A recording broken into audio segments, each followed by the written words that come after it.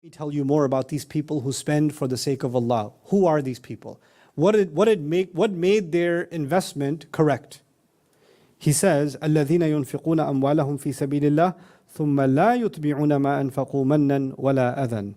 Those who spend their monies in the path of Allah, then do not follow up whatever they spent with no favors, with no reminding of the favor, no imposing of pressure, no favors expected, nor do they follow it up with any painful words. لَهُمْ أَجْرُهُمْ عِنْدَ رَبِّهِمْ. They will have their ajr, their reward, exclusively with their Rabb.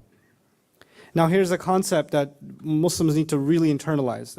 On the one hand, there's a hadith of the Prophet ﷺ, مَا نَقَصَ مَالٌ مِّن صَدَقَةٍ. Right? Wealth does not get decreased when you give sadaqah. And many people here will testify that when they start giving sadaqah, Allah puts more barakah in their rizq.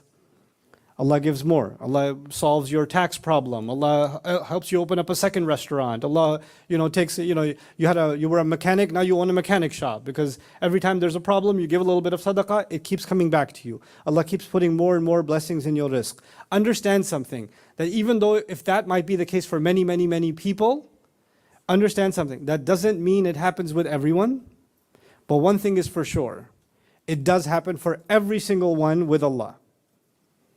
Right? So it does happen in this world in some way or the other.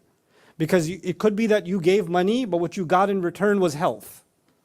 It could be that you gave money, what you got in return was peace in your family. Because it is not just money. It's not I gave 10, I should get 10 back. Or I gave 10, I should get 50 back. It's not just about money. Some people will have a lot of money but no peace of mind. And some people will have very little money and have better peace of mind than the people that are spending hundreds of thousands of dollars on therapy. Right? Because Allah pays you back in this world, but He doesn't pay you back in the currency that you're expecting.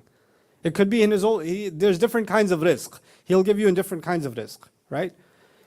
But Allah says, لَهُمْ أَجْرُهُمْ عِنْدَ رَبِّهِمْ. They will have their compensation exclusively with their Rabb. Even the rizq Allah gives us in this world is not actually your return on investment. That's just some fadl from Allah. The real ajr for what you gave is with Allah waiting. We didn't actually do this for return here. What came here is a byproduct. It's like some extras. The real reward is actually with Allah. So this is our concept. And this is different from, let's say, the prosperity gospel in Protestant Christianity and evangelical Christianity that's become very popular in America. You guys don't have much of that here in Europe. Because you had an allergic reaction to Christianity after Catholicism. So you don't get too much religiosity here. But in America, we're a different kind of breed.